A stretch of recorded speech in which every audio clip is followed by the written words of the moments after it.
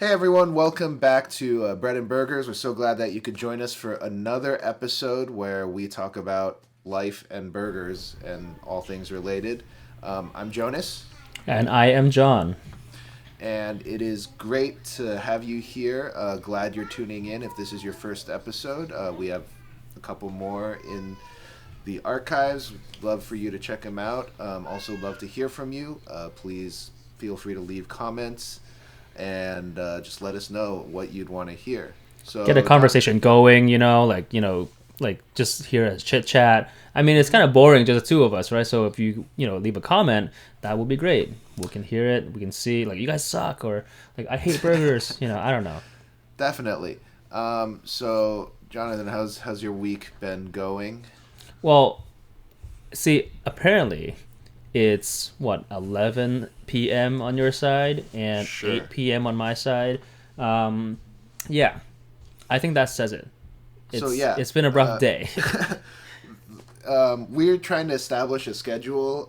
So we're filming this and recording this a little later than we normally are, and it's just life happens, and Yeah. I that's just how mean, it is. with the lockdown and everything, being home with the kids and the whole day is reserved for them. So it's a little tougher. So Yeah, I can imagine. It's I kind of have to imagine because for me, I have absolutely no one else here, so um, so you're it's a really little weird. social distancing, like literally. I guess you could say that. Um, yeah, it's the introverted part of me is like this is a dream Like, come woo. true. It's like I cannot hang out with people and people won't call me out on it. That makes sense. Yeah, I don't know. I mean, again, we're on in California. We are on day 8. We've been through a whole week of shelter in place. So far, we're just anticipating more issues in terms of the coronavirus and all that. But um, yeah, it's gonna be interesting. So yeah, for those of you watching, in March 2020, stay safe, stay smart. Uh, Stay home, yeah. please. Please. Unless you're a I'm doctor. looking at you, spring breakers. Um, I mean, honestly, I mean, technically, jokes aside, but it's not a joke. Um, it's what we see in Italy, what we see overseas in Asia. It's a big issue. So we want to take it seriously, and yeah, as today actually, Jonas, I was watching a clip that was a few days older, and this doctor, the chief of uh, epidemics, I think in Chicago, she was saying that the best case scenario is that you're not going to feel anything. What you want to do is this, kind of fizzles out, and then you go, wait, why did I stay home for this all this time and nothing happened, right? That's what you want, because we want nothing to happen. We don't want like spikes in cases or hospitals being overrun. So that's really, the best case scenario is that nothing happens. Right. So yeah, with that, definitely hope you're all staying safe and hopefully you guys we all make it through this quarantine kind of together and better off for it, and Yeah. really appreciate you letting us be a part of your quarantine life.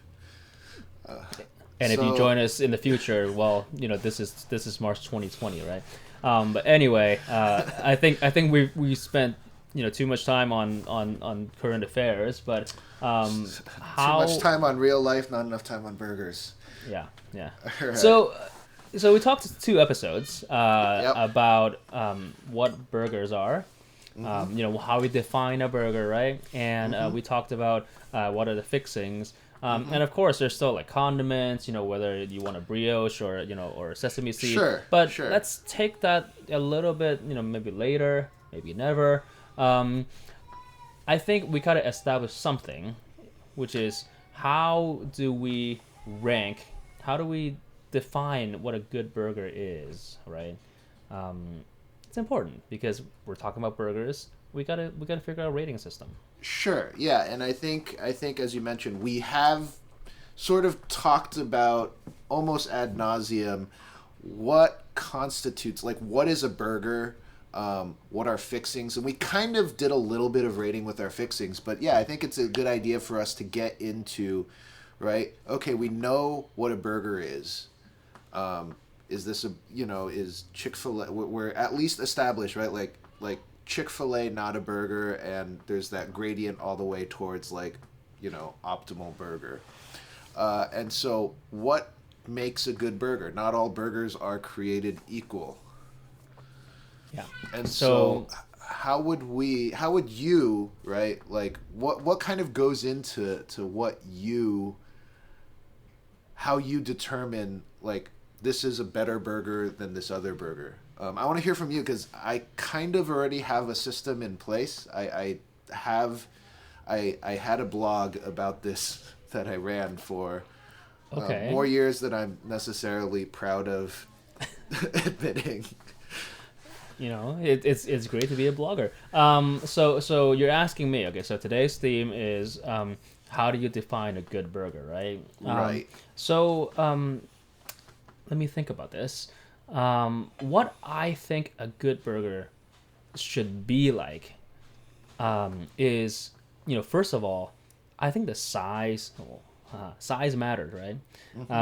It's important that your burger, like, even though if it's like a mini, a smaller portion of a burger, it still needs to be somewhat substantial. You need to kind of hold on to it enough with, like, two hands, and have a sizable kind of top bun with a little bit of dome on top and a little bit of bottom, and all the stuff that makes up that burger. So I think size is one criteria for me. Let me ask it this way: do you prefer a taller? Well, let me ask this question first: can a burger be too big? Like In-N-Out 30 by 30, yeah, that's Okay. not a burger. So, I think what I'm referring to, right, is assuming there, because size is really important, but I think size is going to be different for everybody. Like, I have big hands, so my size acceptability might be different. But what I'm talking, but what I think We're talking about hand sizes now. Oh, that's gonna be difficult. right. But what I think we're actually getting to a little bit here, and this is one of the things that I think kind of goes in, is kind of the proportionality of everything, right? Like a 30 by 30 In-N-Out is ridiculous because they serve it on the same bun as a double, Yeah, yeah. right? Okay, And so let me think. In my mind, there are two things. First of all, I would go with a double patty. Probably not a triple.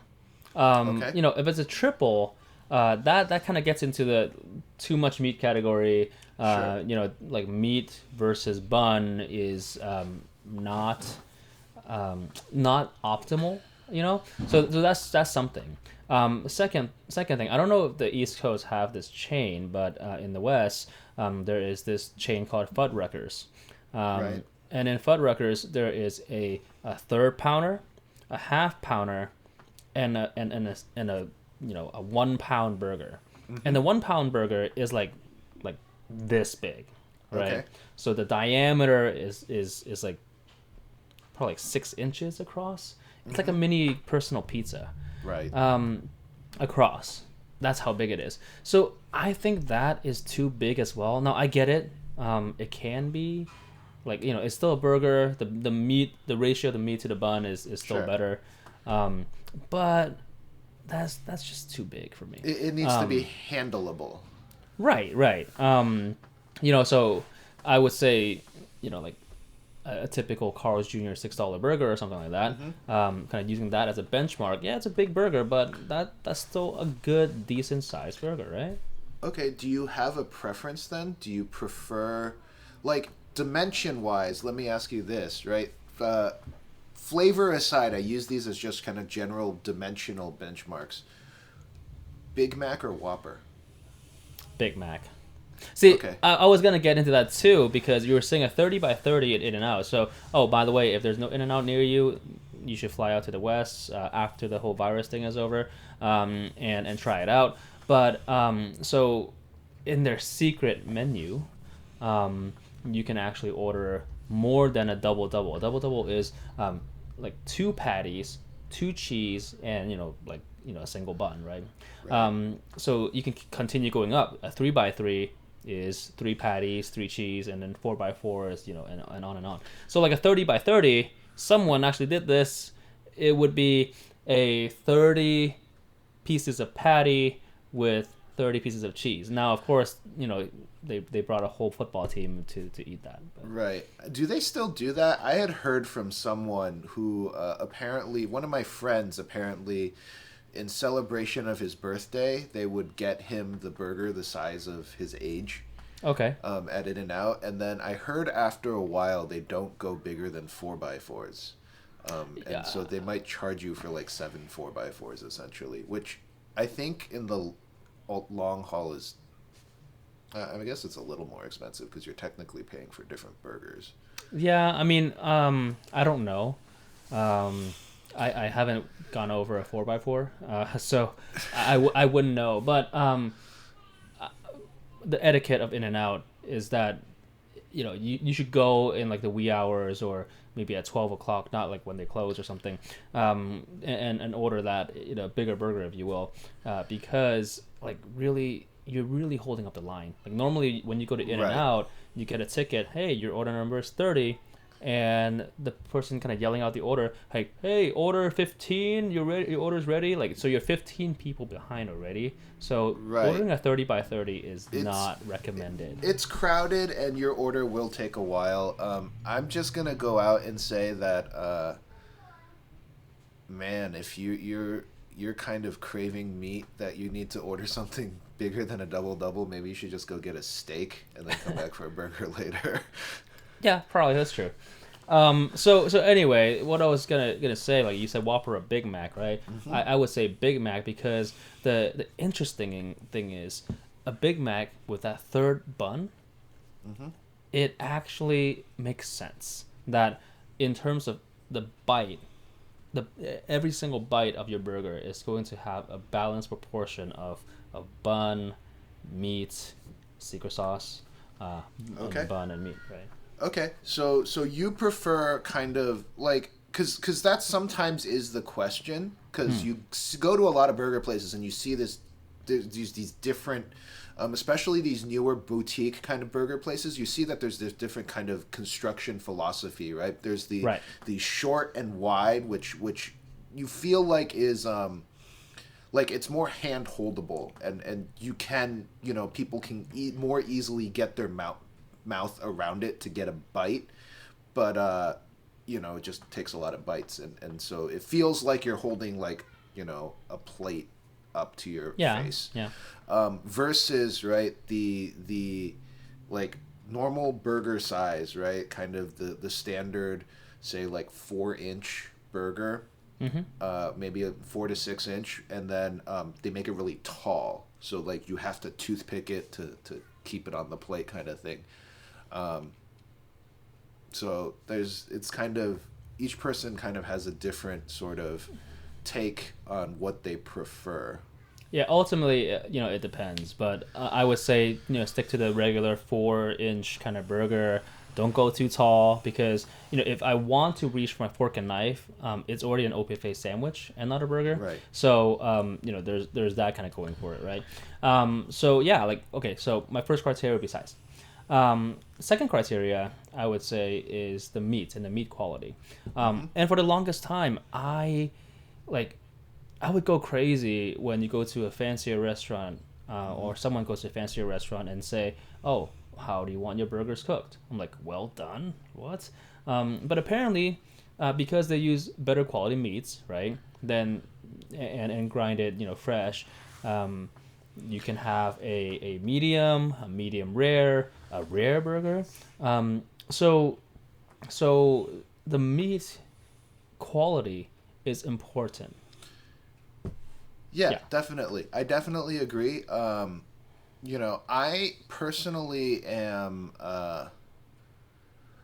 The better the meat, the more you can order it like a steak, I think.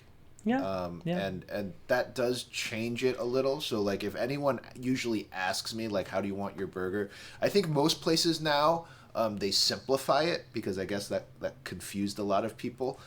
So rather than how do you want your burger, they'll usually most of the at least like chain retail places I've gone to usually ask something like, "Do you want some pink or no pink in your burger?" Huh. Okay. Yeah, I mean, like I think um, I usually go medium. Sure, Normally, for my steak, I go a little bit rarer than medium rare, but sure. for a burger, I still prefer medium, just because it just feels more substantial. The bite is better. Um, Speaking Yeah. of bite, then really the thing about the reason why I talk about burger or beef quality is because Mm-hmm. um, a bad burger would be one that is mushy, right? The beef patty is like kind of mushy. It tastes like um, a weird tater tot, if you will. I can see that. If the meat either wasn't, I mean, there could be any number of reasons that is, but probably the first place I would go is the meat wasn't great quality or wasn't ground properly, kind of thing. Right.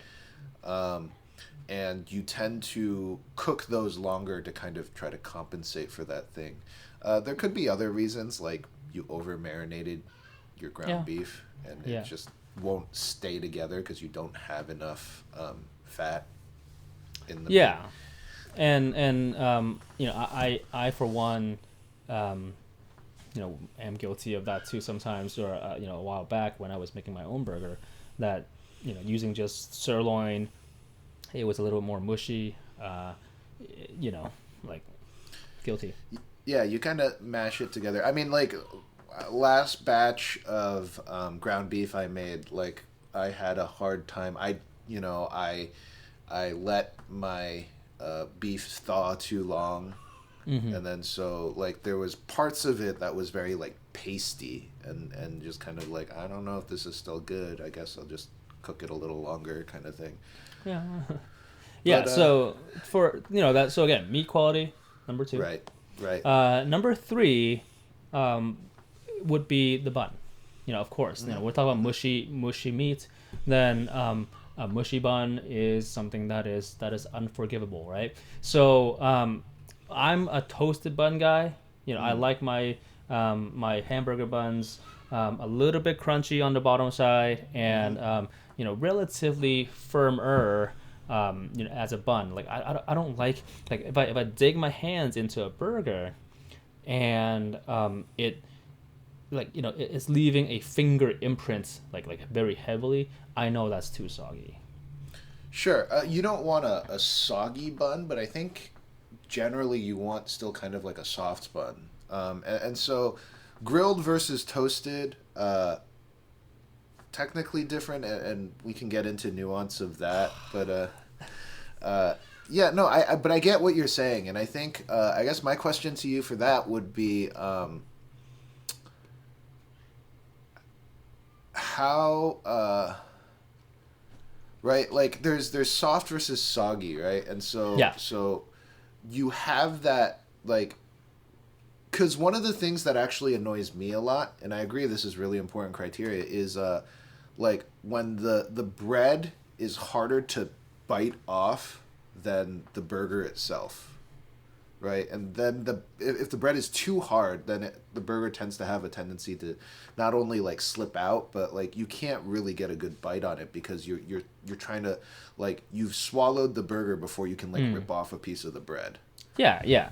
I mean that's no. No. That's not okay. Yeah, it's again, it's subtle. I think in bread talk, Mm-hmm. bread and burgers. In bread talk, you don't want a burger that's too crummy.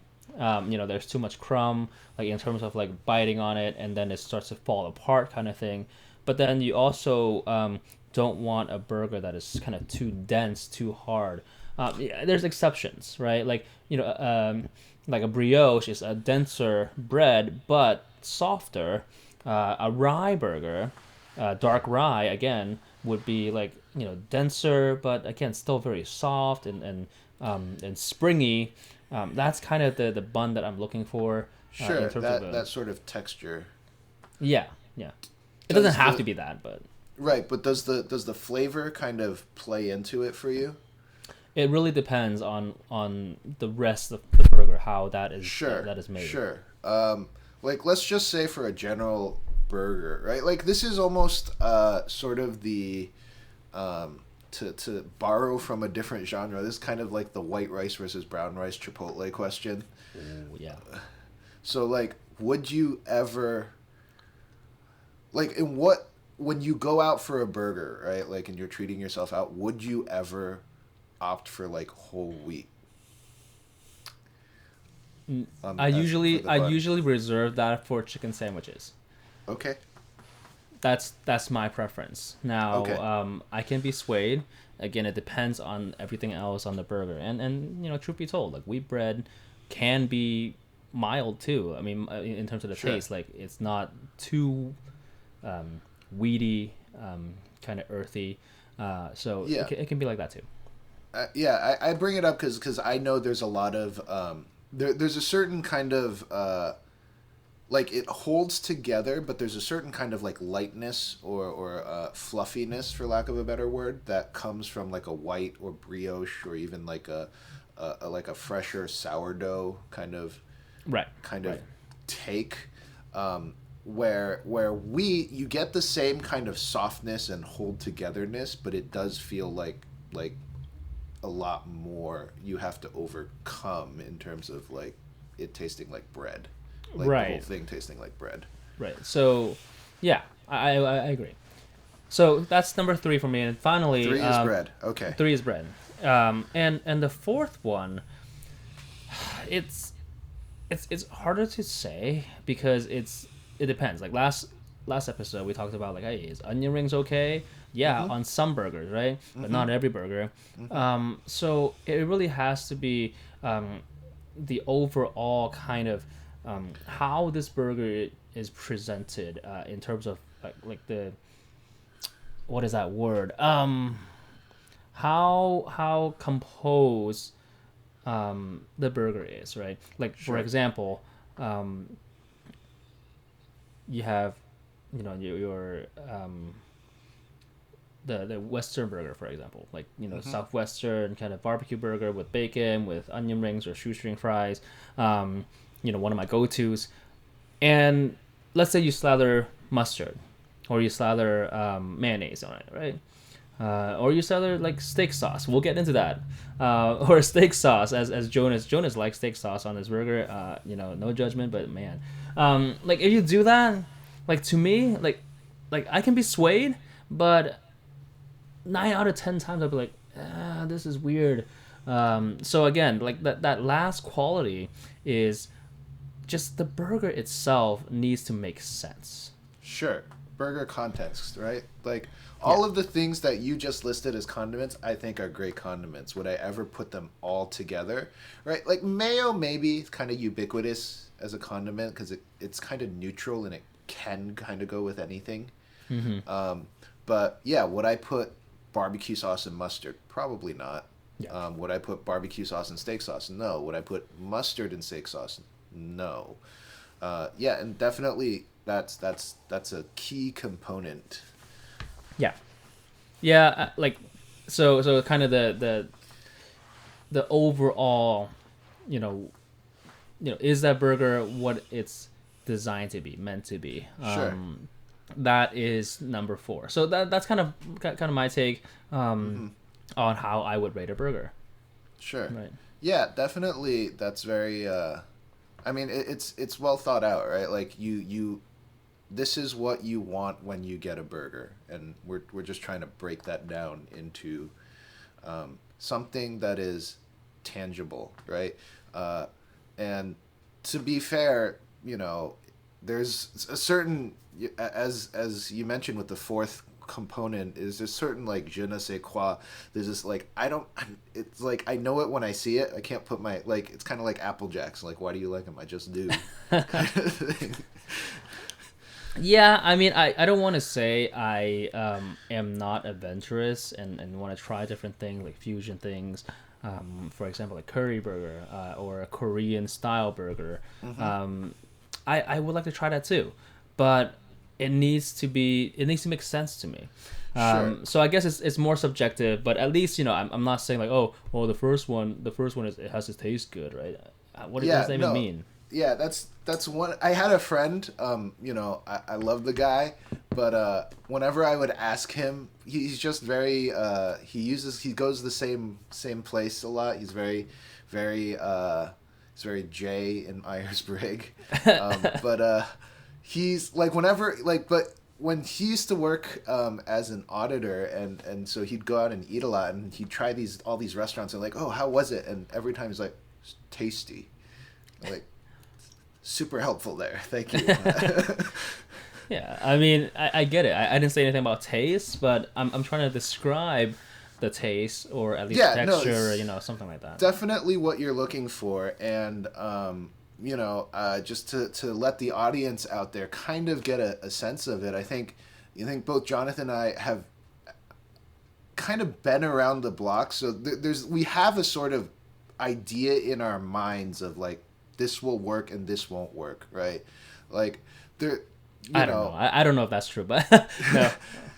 I mean, there's certain things where like it's kind of like I'm not sure if that's like gonna be good, right? Like like barbecue sauce and salsa, right? Like there's a reason Mexican places don't use barbecue sauce. For the most part.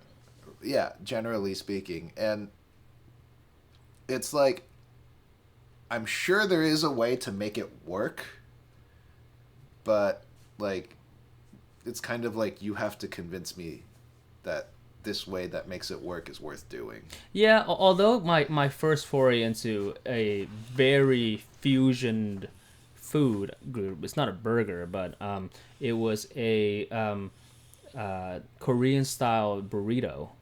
And Oh not yeah. and it's actually in the South Bay in Palo Alto when I had it, California, and it was the barbecue meat with kimchi, so it was a little bit of fermented cabbage, Right, right.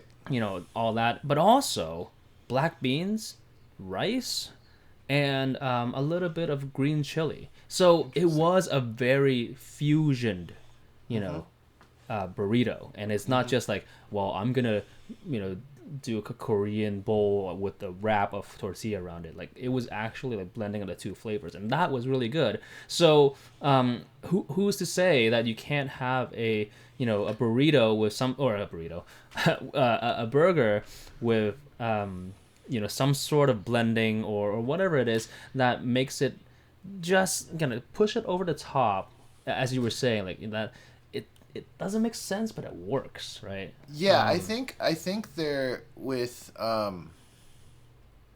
yeah, I think with burgers like it's at least in my experience it's like it is hard to come up with like a genuinely like I've never seen this before kind of burger. Yeah. And when you're trying to kind of make something like completely like new, especially in food, I feel like more often than not, like it's kind of like one in some enormous number of like combinations that's gonna work. Like not everything in Korean food will mix well with everything in Mexican food, kind of Yeah, thing. yeah. Yeah, it must be special. But now, before we get ahead of ourselves and continue to ramble on, what about you, Jonas? How would you So rate your burger? What's a so good burger? the way I broke down my burgers in my blog is I based it on essentially three broad criteria that kind of summarize like a burger experience. So it's more necessarily than just the burger. So the first part is the burger itself, which I basically break into four major components, and it's sort of the meat, the bread, and the fixings and condiment, right? Like the stuff you put onto it, and like all of that has to be pretty good, right? Or at least like a decent quality. And then there's this sort of like Captain Planet by our powers combined kind of thing where the sum of the parts has to be at least equal to, if not greater. The whole has to be equal to or greater than the sum of the parts, right? In the sense of like, well, together they do something special, or at the very least, like I can taste all of the good parts. But there's certain, like the best burgers I've had are ones where like not only are each of the components really good, which is true in any sort of cooking, but somehow together they do something different than if I were to like have a really good steak with like a side of whatever and a side of whatever, like the synergy of the ingredients, if you right will. Like it does something different, and so and to kind of add or detract from that experience, I threw in an extra category that is completely outside of the burger. Because I feel like no one ever goes, well, this is not true. People do this. I'm always confused by these people, but like I will never go into a burger place and like just get a burger. Okay. Right. And so part of what adds or detracts is the side, right? Like the fries or the onion rings that you get on the side. And realistic, like reasonable or not, your burger experience is like your burger experience is kind of worse when you have like a side of really sad fries. Okay. Right, or something that is just like, oh, that wasn't that good, right? Like I don't, and that sort of colors your entire burger experience. And I think one of the things like that I want to point out specifically is proportionality. Okay. Right, like regardless of if you like the wide burgers, the flat burgers, or the tall burgers, like every bite, like you kind of have to want to feel like you're getting a little bit of everything. Okay. Right. And this comes into play with like the size of the bun relative to the type of meat you have, relative to the type of fixings, the flavor of fixings, how much fixings, that sort of thing. And the best example I can come up with this is actually something that Wendy's did several years ago. So growing up, so Wendy's is controversial to some people because of their square patties. Yeah. Right.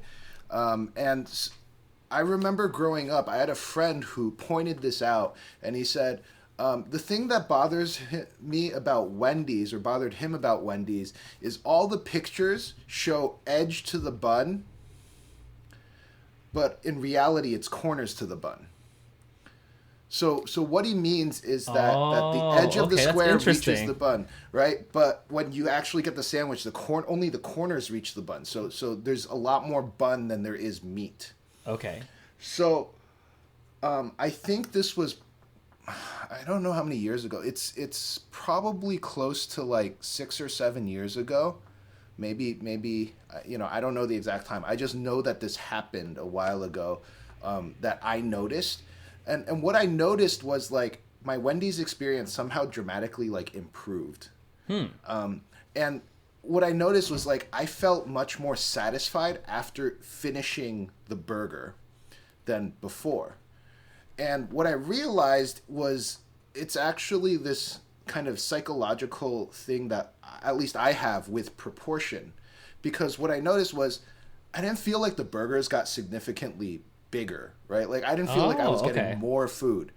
And then when I looked at it and I thought about it, part of it is I think they just started like using a lot more like oil, but a lot more fat, which makes things taste good.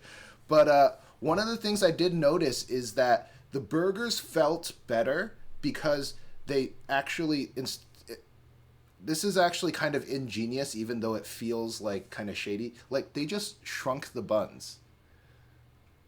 So they didn't increase the size of the meat. They Right. just decreased the size of the bun. Right. So the buns now fit the meat better, right? Like it might have been. I didn't measure it, so it might have been some sort of like in between, but that better fit actually improved that experience, and that's one of the things, right? Like you feel like something substantial. You feel good when everything kind of fits, Huh. and you can. So you're saying a Wendy's burger today, it's not the corners hitting the bun, but it's actually the edge. So the It's edge closer of the... to it. It's Okay. closer to it. Yeah. Okay. Huh. Interesting. And definitely the buns didn't the beef I don't feel like got bigger, right? Like you're still not getting that like picture perfect like thick square patty. Uh-huh. Okay. Okay. But it is a better experience than previously. Okay. So proportionality, right? That's your first? I think proportion I mean it plays into all of that, right? Like it's like it doesn't help if you have really good meat and really good bread, but like it's like a giant you know, one is too small and the other one's too big, because then you're just eating bread with some meat in the middle. Like you're eating like a dumpling basically, or you're just kind of like you can't hold it, right? Like you're trying to find a way to, because my take on it is basically this, right? I'm not averse to burgers being messy, right? Like if a burger drips on my hands, like okay, like I don't like it, but you know, If it doesn't get all over the place, right? right. But what I am averse to is like if there is no way for me to actually like consume this burger, right? Like the possibility of me consuming this burger and ending up with like cleanish hands, right? Like 'cause I've touched nothing but bread is kind of important to me. And so if the only like if at some point in time, like for whatever reason I have to touch the meat with my bare hands, like that's kind of like a no bueno. Like that's game over for me. Huh. Okay. Okay. Like if I have to touch anything between the bread with my hands. Okay. Wow. You're making this tough. So I mean, it's like, oh, it must taste good. It must have good proportions. Like I guess, right? Like just the amount of bread, amount of meats, amount of fixings needs to be kind of in a perfect balance, if you Right. will. It's that's the whole experience of a burger, right? Like this is not, you know, like we're not sitting down and eating like a steak with a salad and breadsticks, right? Yeah.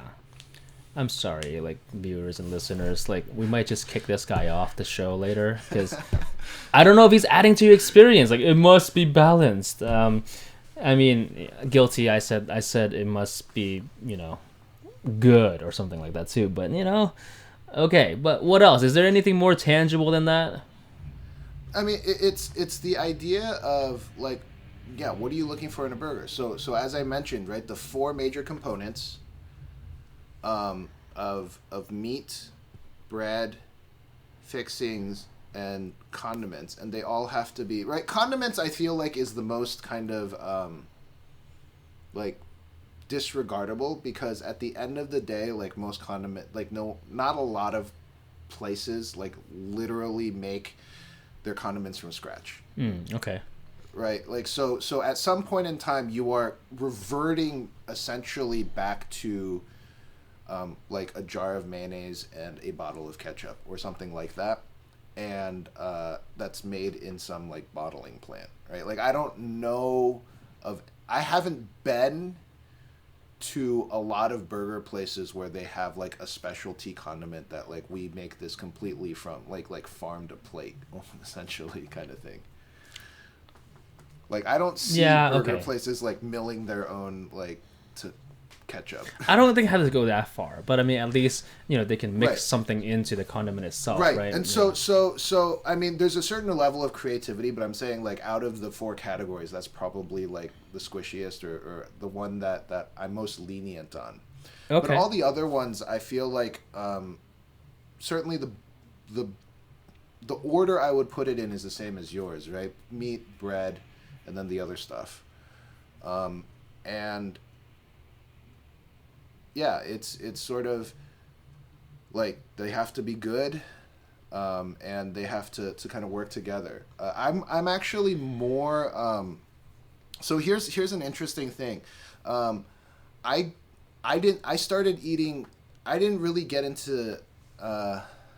I didn't really understand how to eat steak until much later in life. Okay. The first steak I had was actually in Taiwan, and here's the thing: for some reason, in Asia, like well done is still like kind of tastes good. Like they don't char. What's wrong with you? They don't. Well, no. Here's my point, right? Like, cause so I have less aversion to well done than most people, but I understand that for most people, Unfriend. well done is charred to a cinder, right? Whereas in like Taiwan, where I have steaks, like well done is kind of the same well doneness as like say like stir fry. Okay. Okay. So still juicy, but there's a Right. little more char on Right. the. It's just not well. Like I think generally Asians they don't like Asian cuisine in general doesn't like a lot of char. Yeah, that's So true. it might be just like a lot of oil, and then they just cook it until there's no more pink.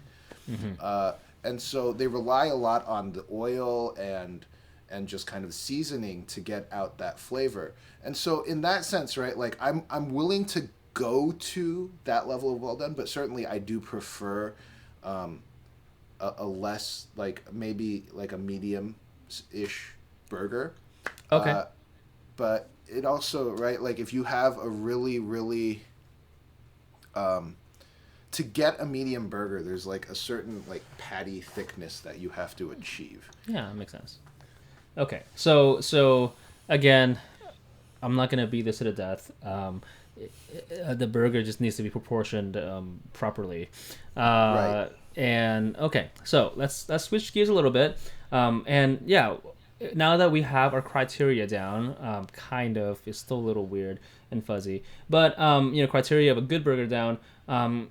Of course, we can throw out like the good names of burgers, right? Like Gordon Ramsay's burger, Sure. or like Sure. Wolfgang Puck's whatever restaurant bistro. Like let's not do that, right? Because for the most part, everybody is going to have different local restaurants, different places, but Yeah. most people who have access to a burger, or the first burger they ever try might be at a fast food restaurant. So Right. I think the next segment we have to do is, what are your top 5 fast food burgers? Hey everyone, thank you for tuning in to Bread and Burgers episode 3. As you can see from our awesome sign, we had some technical difficulties. My camera shut off about 5 minutes into the next segment. Not to mention that we've been ranting on a little bit longer than we thought, so we thought maybe it was better for us to talk about our top 5 fast food restaurants in the next episode. Thank you for tuning in again. Please subscribe to our channel, subscribe to our podcast, give us a like, a thumbs up, and also just give us some comments and feedback. Thank you so much. Hope you tune in next time. This is John. See ya.